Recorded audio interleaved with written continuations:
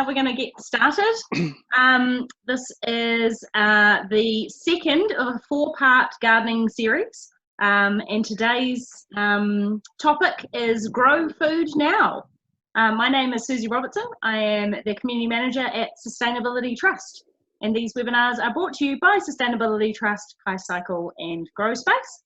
What I'm going to do is start off this meeting with a karakia before introducing you to our amazing panellists and also telling you how this will work for today. So I'm going to use the karakia whakataka te hau, so if you know it, feel free to say it along with me at home.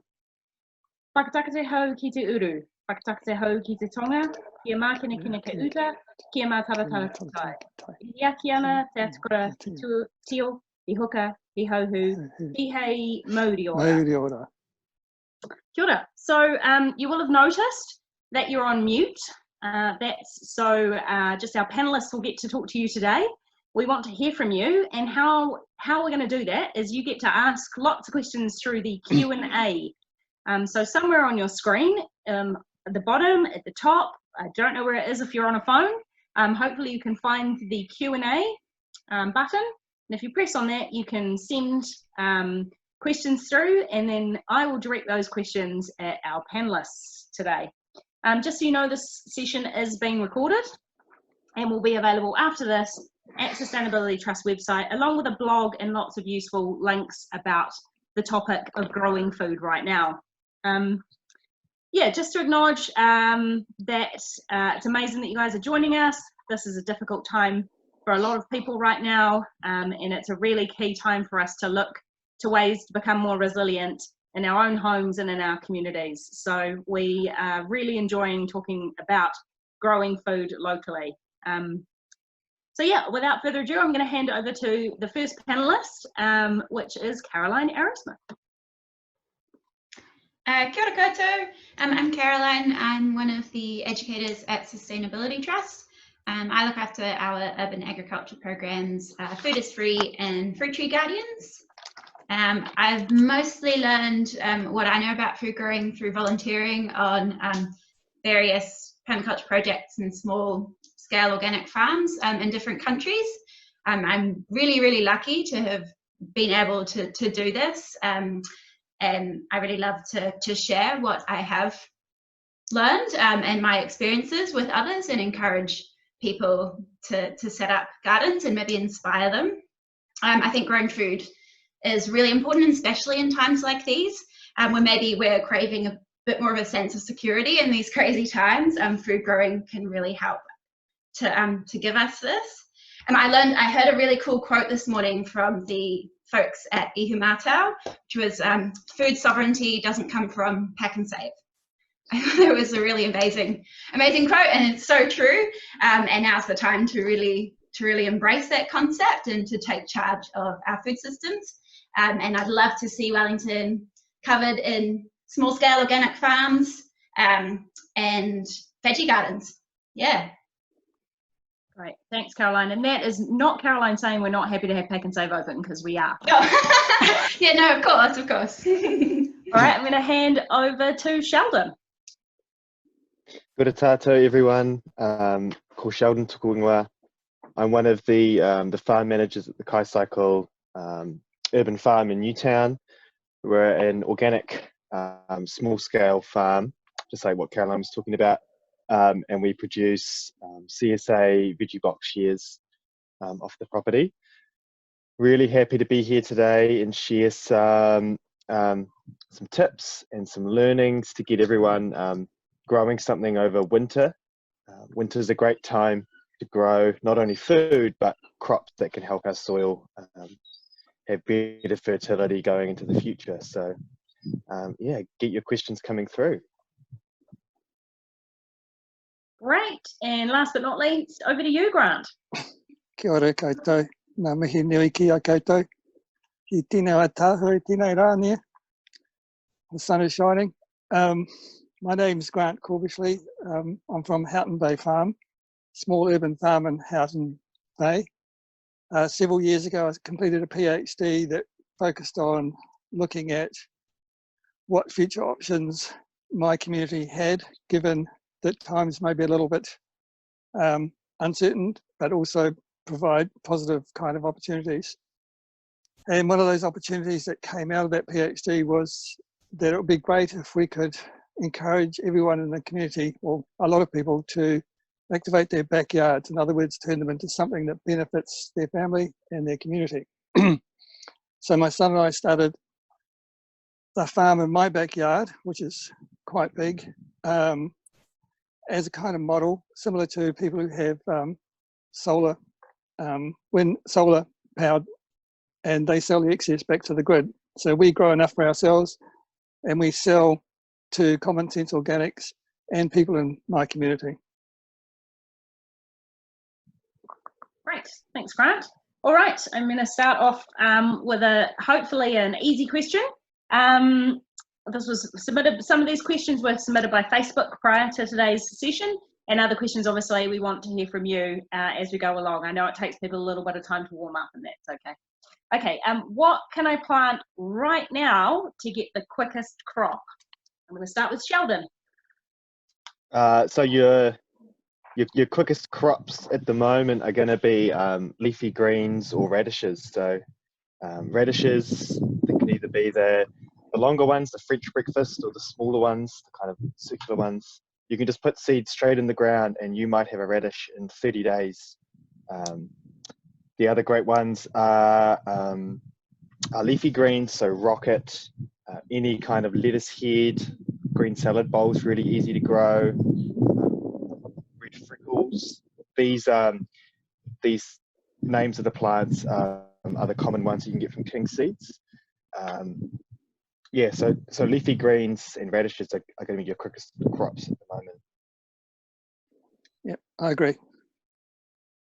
Great. And what are the best root vegetables to grow right now? So roots, beetroot is great. Beetroot is a little bit easier if you've got a seedling, but you can also direct sow that. It's a great time to put down carrots for winter.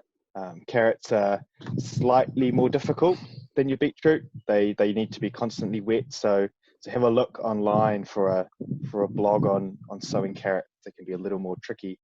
Burdock is a strange vegetable, but that can be sown now. Turnips is another really good one. Turnips grow really well here in Wellington. Did you have any more, Grant? We grow our carrots in tubs. So we've got tubs about 1/2 metre long, and that seems to be deep enough for the carrots. And that seems to be a really successful way to grow it because, as you know, the soil around is quite clayey, and your carrots might grow down and then turn sideways.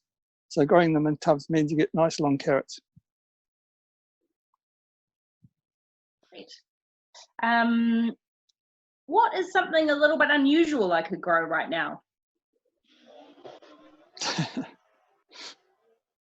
Depends what you're into, but now is a time where you could plant rhubarb. A lot of those things are a bit more of a longer term game, but kohlrabi is a good one that's kind of really undervalued. A lot of people don't know about that, but it's a nice easy one. It's kind of like a mix between a turnip and a cabbage. Is that how you describe it, Sheldon?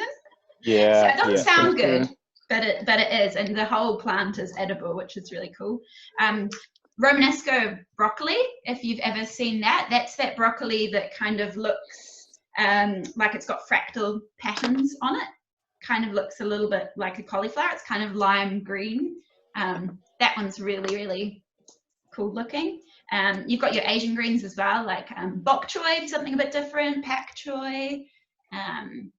Yeah, and any other ideas of unusual things, guys? I think you covered it for me. I guess the only other one would be like rutabaga or swede. It's kind of strange. Yeah. Awesome. All right, we've got our question come in online, and a bit of a great story. So Tina, who is a novice gardener, put down a small veggie garden over lockdown, and it's going really well. Congratulations. She's just cleaned out a disused glass house that had a blight in it 3 years ago, and someone suggested refreshing the soil this winter to then plant it in spring instead, and gave her the advice that she should plant mustard seeds. Can I get a comment on that? Yeah, so some sort of cover crop to plant over winter. So a winter crop or a cover crop is something that's not necessarily harvested.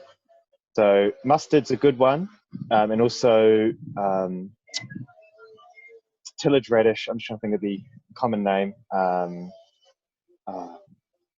It's I've just forgotten it. It's the long white radish. Both of those, if they're cut, daikon, yeah. If they're cut towards the end of their life cycle, they will kill off a lot of the pathogens in the soil. So mustard and daikon are both good options there. And daikon's also a strange vegetable, for that previous question. It's also good to eat. It's really good in kimchi. Fantastic. This from Cara, what are the most resilient herbs to grow right now? I'm going to hand that one to you, Caroline. Well, things like mint and parsley, they're the ones that you plant once and then you'll never be able to get rid of them. They just pop back year after year. So those are ones that'll keep you going kind of indefinitely. Also, calendula is a herb. That one's technically a herb, and that one's quite good. You can eat the flowers. Now's the time where you could start planting coriander, although I don't know if that's a class as a resilient one. I've never had much luck with it. Kind of always bolts to seed for me. Yeah, what about you guys? What are you planting at the moment, herb-wise? Rocket is really good, and rocket will grow in the right conditions in a month, but maybe longer as it gets colder. Coriander's ending its planting time, so get it in the ground soon. Yeah, what else was there? There's rosemary, obviously, really resilient, will grow anywhere. Mint and coriander, if you grow it in your garden, it'll just spread right through your garden. So we tend to grow mint in tubs. Yeah, and then oregano it's not a bad time to sow oregano, but things like rosemary, oregano, thyme, mint, they can all be taken from cuttings. So cut it off a healthy plant, pop it in some clean water, and in about a week or two, you should see the starting of some new roots. And you can add some stuff called rooting hormone, which you can get from various plant shops that can help that along as well. You'll certainly be able to get them from next week, hopefully. Maybe not not right now if you don't have any. Yeah, I guess the other question people are asking about the herbs are, do they need a lot of sunshine? Am I better to plant them inside rather than outside? So just some of those kind of questions. They vary. Rocket, when the soil gets too hot, it tends to struggle. So we grow our rocket in cool places in the summer and warm places in the winter. So right now I would probably plant it in a warm place. They're also susceptible to bugs, which are getting less right now. In my experience, mint grows in shady areas. Rosemary will grow anywhere for me. Yeah, I agree. Parsley also doesn't need a lot of light, but things like oregano and thyme, the Mediterranean herbs, kind of want drier, well-draining soil in a hot sun. Yeah, also say that parsley doesn't need fertile soil, really. It will grow in fairly infertile soil, so it's really good, really hardy. You can also, you don't even need to plant a lot of these herbs. You can find them just around the city. You can find parsley, fennel, rosemary, all through the town belt, and just along the sides of paths. Great tip there to get some free cuttings. So question I had, or a statement and a question. I had a wee garden going last winter and it got too cold and damp and everything died. What did I do wrong? Do I need to worry about soil temperature? I don't think you need to worry about soil temperature if it's getting sun. It sounds to me like maybe their garden wasn't in a sunny enough spot, and maybe they didn't have good enough drainage if it was staying too wet. And so depends where your garden is. If you've got it in the ground, and it's a shady spot, maybe you could look at moving it to pots and putting it somewhere sunny. It's all going to need a lot more sun in the winter to be able to do well. Yeah, in Wellington, the soil generally doesn't get that cold like in England in their gardens, but you can use a fleece or a frost cloth if you think that might help, and that might increase the temperature a bit. I think it also depends on whether you're growing the right things for that area. So maybe think about areas that grow in shady spots that can handle cool temperatures. Right, and sort of a follow-on from that, if asked if you are propagating cuttings, do they need a lot of sun? No, you don't want to dry those cuttings out. So it's better to do it somewhere that gets a few hours sun. And if it's really drying out, you can put a plastic bag over the whole thing and just keep it humid. Yeah, you also need to watch that then it doesn't get too damp and go moldy. So Yeah, but yeah, not full sun. Right, and also, sorry, go Grant. just a quick tip with the rosemary that someone taught me. When you're taking a cutting from the rosemary, take the soft part. So on a rosemary branch, it's soft for about the first 10 centimeters, then it starts to go hard. So just cut it before it goes hard and you get a better result. Great, and probably another herb question. Basil, is it in or out right now? Like, as in, I think they mean inside or out, but maybe answer, is it okay to grow it now? And should it be inside or out? So basil's really a summer crop. It's really kind of coming to the end of its season now. You can keep it going if you put it inside in a sunny, warm spot, like in your kitchen window, or if you've got a greenhouse, but it's really sort of coming to the end of its run. Now's the time to pick it all and make pesto. Yep. Great. This was a follow-on from the person with the glass house, Tina. Could she use the glass house at the moment to raise trays of microgreens? Definitely. Yep. Great idea. Yep. Good Yep. stuff. Unanimous. Another one from Alex. Well, first question from Alex, but about a greenhouse. Alex has 2 watermelons in a greenhouse at the moment. They're growing, but they're tiny. And the question is, should I kill them or let them grow? Will they bring disease into the greenhouse and the soil? I mean, they're not going to produce any fruit, that's for sure. It's hard enough to grow watermelon, even in the height of summer in Wellington. It needs a lot of sun and heat. It depends on if you need the space. I'd probably look at not pulling it out, but just cutting it off and leaving the roots in the soil. Yeah. Yeah. Goes great in your compost. Yeah. If you don't need the space, it could be worthwhile seeing if those 2 watermelons size up. But yeah, it's going to be unlikely that you get a full-blown watermelon this late. But good luck. Let us know how it works out. Yeah, personally, I've never had any luck with watermelons anywhere, even in the sunniest spots of Wellington. So good luck with that. Same question, and I have the same question actually. Pumpkins. We have a pumpkin growing outside, and it is still getting a little bit of extra expanse and a bit more colour. Should we leave it on, or should we just pick it and let it ripen? I'll keep it jump in on. here. Definitely leave it on. Leave it on until the stalk is completely dried up. Even if it seems like it's right, even if most of the vine is dead, if the stalk closest to the pumpkin still has life, it's not ripe. Leave it as long as you can. It's And probably also, a good idea. sorry. Just be aware that sometimes they get damp and rot a bit. So just think about the ground underneath. And also, rats might take a fancy to pumpkins sometimes. Right. Yeah, it's a good idea to put the pumpkin onto a piece of cardboard or something just to get the moisture off. Yeah. The plant will most likely get mildew, but yeah, stick with the plant until the pumpkin falls off, pretty much. And when you say mildew, what does that look like? So it'd be a white kind of. It almost looks like a very fine snow has fallen on all the leaves. So they'll go white and then they'll die. There are some remedies to that, but it's almost just worth letting it run its course. Yeah. Cool. All right, this one from Brittany. Hi team, what do you guys think should be grown in a glass tunnel house over winter? lots of things. Yeah, Great spot. living the dream, having one of Absolutely. those. Yeah. So it's a good place to start seedlings. So there's a lot of things that you can plant in the ground right now, but there's more things it's better to start them in seeding boxes, and then once they get up and out of the ground a bit, plant them. So I use seeding boxes like this. I don't know what you guys use, and I get the seedings out of the boxes with this tool.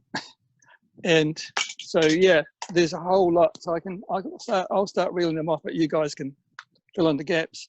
So to plant seedlings in seeding boxes in your greenhouse, I'd start broccoli because that's almost at the end of its planting season, and so is kale, but it's still time to have a go. Spinach. What else have I got? Leeks, the bowl fennel, cauliflower, the brassicas, other brassicas, cauliflower, cabbage, and Brussels sprouts, although I've never actually grown them. And things that can grow on the ground right now, and they're doing really well in my garden, is broad beans. And my broad beans I experimented last year growing them inside my tunnel house, and someone told me they wouldn't produce beans because they need to pollinate, but they did. So I'd have a go at broad beans if you got the space for them, and dwarf peas. Even though they say they're dwarf, they still grow to a metre, so they take up quite a bit of space. Anyway, I'm sure you guys can add to that. Carrots could be an interesting one in a tunnel to get a quicker harvest off them, but they'll be in the ground for a while. But over winter, you can struggle to get the carrots fully sizing up in the middle of winter. Yeah. The only problem with sorry, I just want to say, sorry for interrupting, but the only problem I have with carrots in my tunnel house is they just take up too much space for too long. So that's, yeah. Anyway, sorry, carry on. Yeah, just considering what space you have and remembering that you're going to want to use your tunnel in late July, start of August to start your summer crops. So just, put in something quick maybe in some areas so you can take them out and put in seedlings. But basically anything will grow in there and it will grow faster. Mm. This from an anonymous attendee. I'm wanting to grow leafy greens like rocket and kale. Do I need to buy seedlings, or can I plant these directly in the soil from seeds? Rocket. If you let rocket flower, you can harvest the seeds off rocket. I haven't actually recycled seeds of kale, but I think you can. But I'm not too sure. Maybe you guys can know better. For those, I'd save my money and just plant them as seeds. They're some of the easiest vegetables to grow. So you can get seedlings if you're really wanting to speed things up and get food as quickly as possible, but you don't really need to. Those ones you can just sprinkle around the garden, cover them with a bit of soil, and they'll spring up by themselves. The only thing I'd add to that is it's getting a little late to do kale straight in the garden. But you can still raise them in a slightly warmer place. But rocket, anytime, just goes for it. Oh, another seedling. How do you keep spinach seedlings alive? This person was growing from seeds. Some started off well and then fell over and died shortly after in their mini greenhouse. Anyone got any suggestions on what might have happened there? Sheldon's nodding his head. Yeah, we just lost hundreds of spinach. Spinach is fickle. Firstly, start them deep in the cell tray. So like with any seed, make sure the hole's deep, particularly for spinach. They're really susceptible to the cold and the damp. So it's fickle. Try and make sure there's nothing around them that will cause any quick rot, and they need to kind of drain quite well. But we cover all of ours with frost cloth outside. So in a tunnel, I'd say just try again. And hopefully it'll be a bit easier. But spinach is a hard one to grow. Yeah. Oh, them deep. Potentially why they fell over is that they weren't quite deep enough. So the place where the leaves come out should touch the soil, and then that should hopefully keep them standing up much better. Someone's asked if I buy seedlings when we're out of level 4 lockdown, is it a good lunar time to plant seedlings? Oh, that's a good question. If you listen to the Māori news, they always give you the information on the moon. in the planting. So keep your eye on the Mighty News. It starts at 6:30 and they'll tell you. Yeah, there's 2 apps that we use. One's called Hina, so that's looking at the maramataka, and then another one called Moon and Garden, which is the biodynamic calendar. I think we're now heading up in energy, so next week is a good time to start planting again. Right, was that HINA or HENA, Sheldon? HI. Hina. Okay, great. Yeah. Thanks. I'm going to go for a bit more of a random one here. Are there any weeds that are worthwhile foraging? Caroline, Yes. I might chuck that at you. Yes.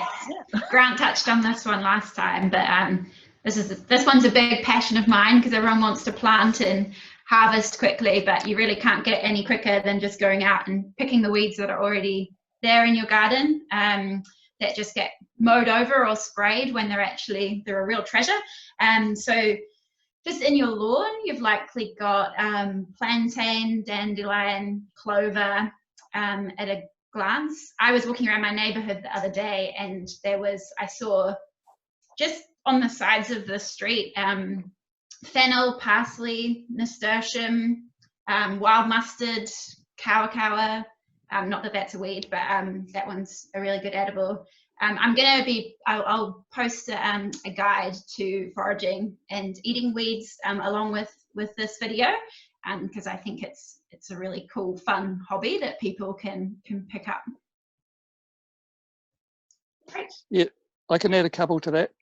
So as one of my neighbours told me, they're sick and tired of pulling oxalis out of their garden, but actually you can eat it. And it's really nice. It's got a nice lemony taste. So it's got little heart-shaped leaves and a little white flower, and it goes really well in salads. And also wild broccoli grows everywhere. Awesome. I look forward to reading that, Caroline. Yes.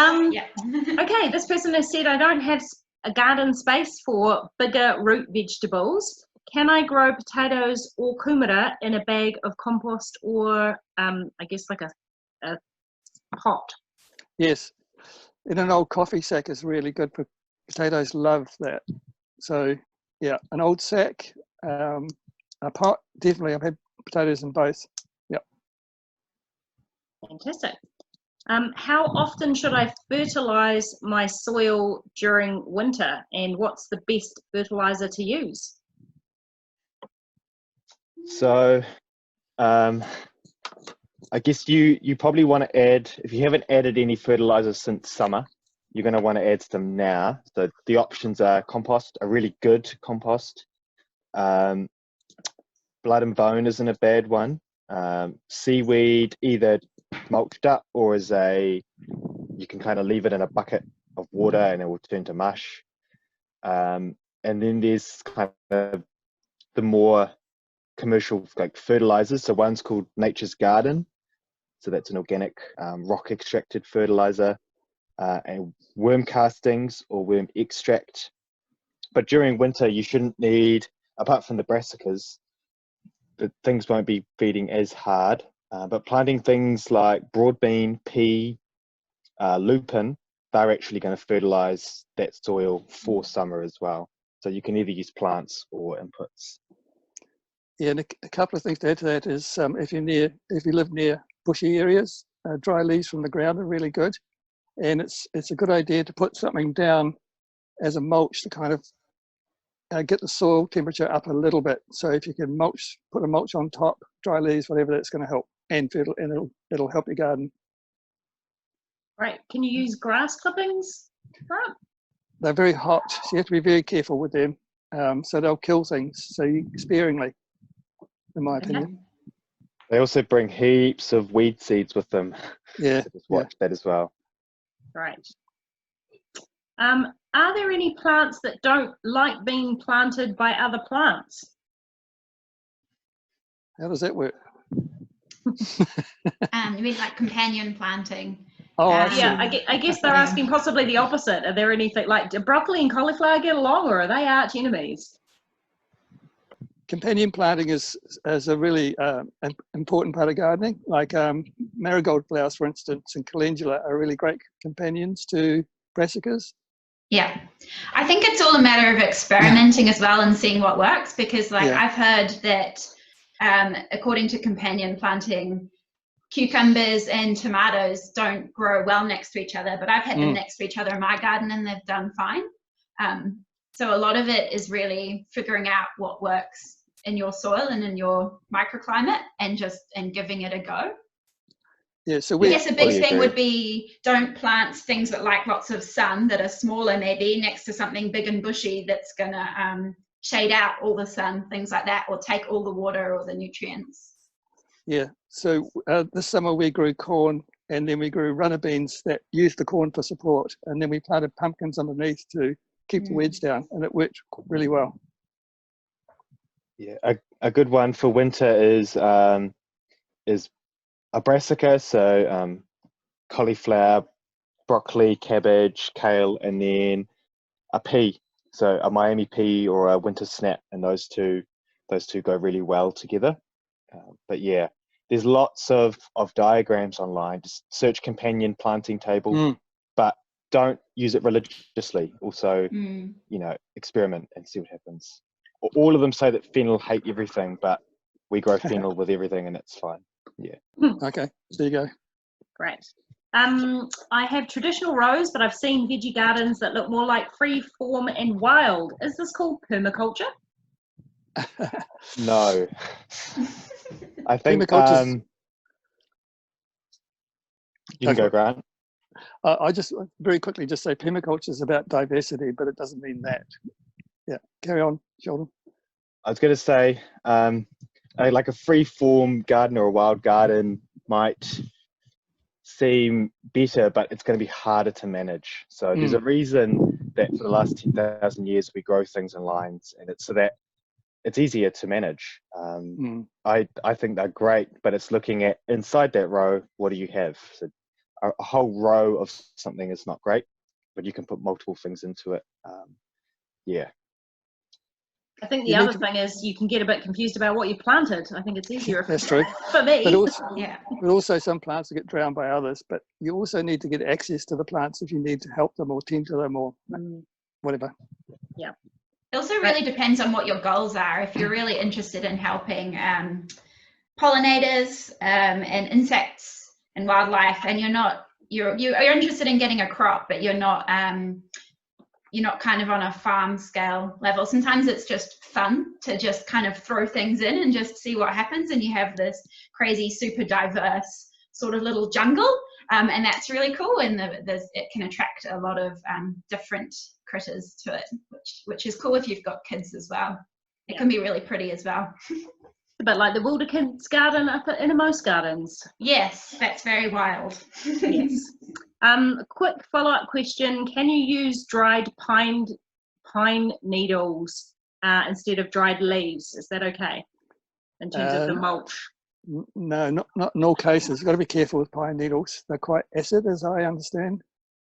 So no, you have to be careful with those. They're good with acid. Dry. Oh, sorry, Sheldon. Yeah, if they're still green, they'll leach the acid. But if they're dry, they'll be fine. But anything of pine that's still wet has heaps of pine acid in it, which is basically a herbicide. Pine needles work well under strawberries. I really like this one, very out there and different. Do you happen to know whether it's legal or ethical to collect some of the huge piles of seaweed that came up into Tapatarangi Reserve during the storm last week? Well, I live next to it. So they're talking about the marine reserve, and no, you're not supposed to take seaweed from within the marine reserve boundaries, but there's heaps outside the boundary, absolute heaps, especially at the moment. So there's no shortage. Okay, so it's just about getting it, but not from in the reserve. No. Yeah, so Lyle Bay, I live close to there at the moment. That's not in the marine reserve, and that's covered in seaweed at the moment. Makara Beach is another good one when we are allowed to travel again for collecting seaweed. You can get a lot of horse poo out there as well, which is a good little day trip to make your car really smelly. Great. I'm going to do 2 more questions before I ask you for your top tip. This one from Francesca. Where can I get good food where can I get good organic soil for my planter? Well, when Bunnings opens, they sell organic compost, potting mix and seeding mix. So that's probably the closest possibility that I can think of. Yeah. Or try and make some as well. It's a great time to start a compost, but if you want it right now, just make sure that you mix that compost with some of your actual soil. Pure compost may seem great, but in the long term, it's going to lock up nutrients. So mix in a bit of your clay or sand or whatever else is underneath it. Great tip. Okay, and last external question. Hi team, what can I grow now that I can dry and make into herbal teas? Well, you don't have to grow kale. You can just go and pick it and dry it. Yeah, other people have ideas. Calendula, rosemary, oregano, thyme, mint, lemon balm's finishing, but it's a good time to take cuttings. Do you have any more, Caroline? I think that for this time of year, that's about it. I mean, chamomile's my favourite, but that's obviously coming to the end. That's summer one. Yeah, all the ones you've said. Fantastic. Great. So we're coming to the end, but what I'd like to do is ask each of our panelists for their top tip about what I should be planting right now.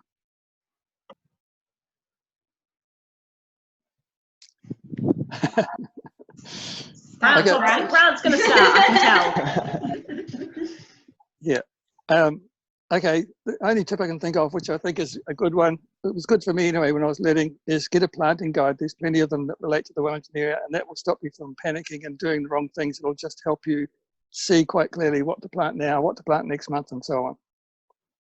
Yeah. Great tip, and you can get those at Sustainability Trust. Yeah. Sheldon, over to you. Yeah, fully agree with the planning. The one that I quite like is gardengrow.co.nz. It gives you 3 months on one page ahead. But for right now, I'm a big supporter of getting in some legumes. To get in some broad beans or some peas. Yeah, me too. Get in some roots as well, some beetroot, and then get in some leafy greens. That diversity will set you up better in the long term. Yeah, and start small if you're starting from scratch. I guess it's me. I guess my top tip would be grow what you love to eat. Silver beet is really easy to grow and it's really plentiful. But if you hate eating it, you're not going to be excited about growing it. So a lot of people forget that. You get wrapped up in what can I grow lots of right now. But yeah, just grow what you love to eat. It's a great tip. We did actually have someone that said, I hate growing kale. I hate kale. What other greens can I grow? But you guys have pretty much answered that question already, so I didn't ask that one. Fantastic. Well, thank you to everyone for their participation today. It's been great. Sorry we couldn't answer everyone's question, but we got to most of them, which is awesome. So just a reminder, this is a 4-part series, so we have 2 to go. Our next one is next Wednesday. I feel like this is going to be highly attended. It's all about composting at home, composting 101, something we always get asked about no matter what kind of workshop we seem to be running. And our final one on Friday the 1st of May is all about growing in your own community. So that's about growing collectively. Yeah, and I guess that's it from me. I'll leave you with this quote: there are no gardening mistakes, only experiments. So what we're going to do is just ask our panelists to stay on, but we will say ka kite to everyone else and have a happy long weekend. And we hope Can I just say one more thing there, Susie? Oh yes, please, Sheldon. So hopefully it should be relatively easy, or it should be easier next week to be able to source seedlings in compost. It looks like Awapuni and Palmers are doing click and collect, but just to say that KaiCycle's been growing thousands of seedlings during lockdown, and we'll be working over the weekend to figure out how to get them out. So keep an eye on our website, our Facebook and our Instagram, and we've also got compost, organic compost, that we'll be selling really cheap because we bought it massive bulk. But yeah, keep an Oh, eye that's out. great. Ooh. Thanks, Sheldon. So I just wanted to add something as well, Susie, quickly, because this is my last turn as a panelist in the webinars. So just want to say that we want to help beyond these webinars. These aren't it. So if you have other questions, please get in touch. It was Food is Free, which is part of Sustainability Trust program. Kai Cycle and Grow Space put this together because we really want more gardens in Wellington. So please do get in touch if you need any support or help, and show us pictures of your gardens. We're really excited. We want to see what everyone's up to out there. Great. Awesome. Thanks, everybody. So panelists, stay on, and we'll say ka kite to everybody else. Thank you for being here today. Take care.